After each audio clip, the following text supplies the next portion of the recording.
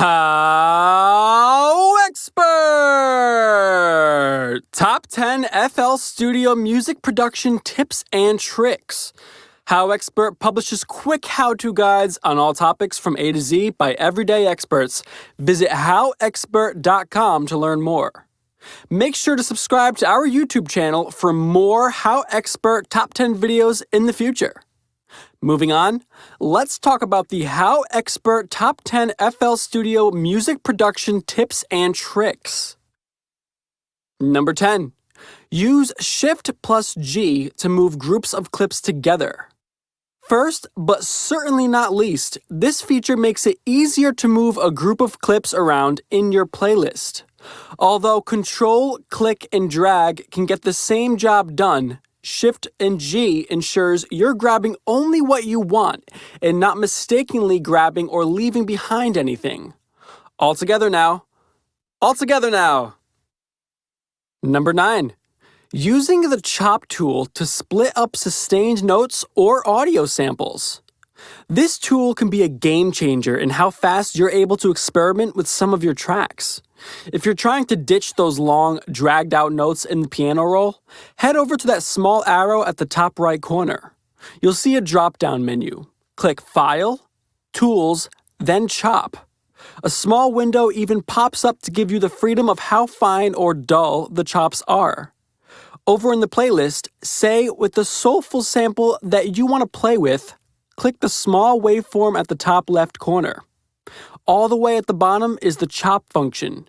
And not too unlike the piano roll, you're given options of how you want the chops to be.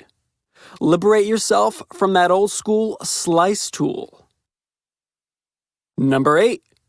Turn on Cut Itself to prevent piano notes from bleeding into one another. If you find that the notes you play into your piano roll tend to overlap when you play them, this function can help clear things up pretty quickly. In the channel rack, right-click on the instrument, and the option is 6th from the top. Now all of your notes can show off their individuality without fighting for attention. Number 7. Using the sample search function in the browser to locate lost or hard-to-find samples. This will definitely catch up to you as the years go on. That same kick or hi-hat that made the track shine goes missing somewhere in your data folder. Sample search makes that far less of a game of Where's Waldo? On the left side, just above your browser menu, should be a small magnifying glass. Clicking that gives you the option to type in the exact sound you're looking for. Even better, it highlights it for you and stores it in your recent files. Now imagine finding Waldo that fast. Number 6. Organizing your audio files in the channel rack using color with gradient. This feature is great not only because it allows for easy organization of your audio files, but because it makes your channel rack look pretty and appealing. In the channel rack, select all of the clips or only the ones you want. Then select the drop-down menu in the top left corner.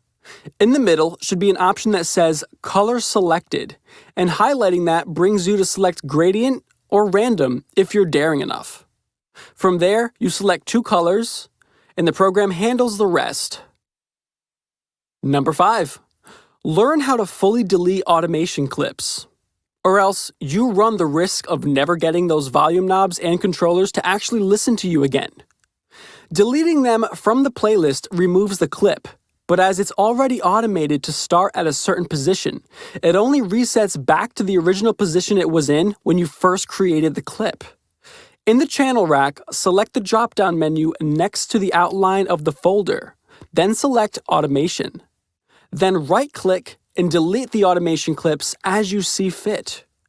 Alternatively, in the browser menu, click Current Project, then Internalized Controls, and those hidden automations are exposed. Now, you can get rid of those silent saboteurs and make your tracks as loud or as quiet as you want. Number 4. Utilize the Save New Version feature for rough drafts. What's great about this feature is it allows you to experiment with different sounds and instruments in a track. Say you change a track enough that it's a wild second cousin to the original, but you still decide you like it and you want to keep both. This feature lets you save a new version of the same file, thereby giving you 2 tracks instead of saving over the original. This one is an easy find. Instead of clicking File and Save, Save New Version is nestled right underneath. Number 3. Reduce your CPU load by activating Smart Disable. FL Studio can put a lot of stress on your machine, and if it doesn't have the RAM to handle it, you'll notice micro stutters and severe lag when playing some tracks. This feature deactivates any plugins not being used, greatly reducing the load on your CPU. Even more, once you begin using a respective plugin again, they reactivate. In the small menu at the top right side, click Tools, then Macros, and finally, Smart Disable is located at the bottom. Now, your PC can keep up with the tunes. Number 2. Remember to hit F12 to close unneeded windows. If you're using a lot of plugins, eventually you forego closing any windows manually. However, having too many plugin windows open at once can cause an FLP file to be unable to be opened, as the program will crash in the process of attempting to open the file in its exact state, with several thousand plugin windows open at once. That means that amazing 1,000 plugin track that might have made you famous is relegated to the one that got away. As world-ending as this is, it's the easiest to act on. Either tap that dedicated F12 key or a small collab of your FN key plus wherever F12 might be on your keyboard. Number 1. Set up your backup methods before you get into any heavy work. Imagine reading all of the other tips to make your production life easier, only to discover that all of that is lost in some random folder on your desktop. Or say you have all of your FLPs neatly organized, but years later you can't open any of them. You said even pressed F12?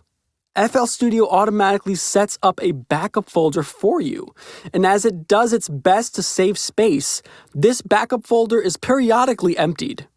At the top right, click Options, then Project.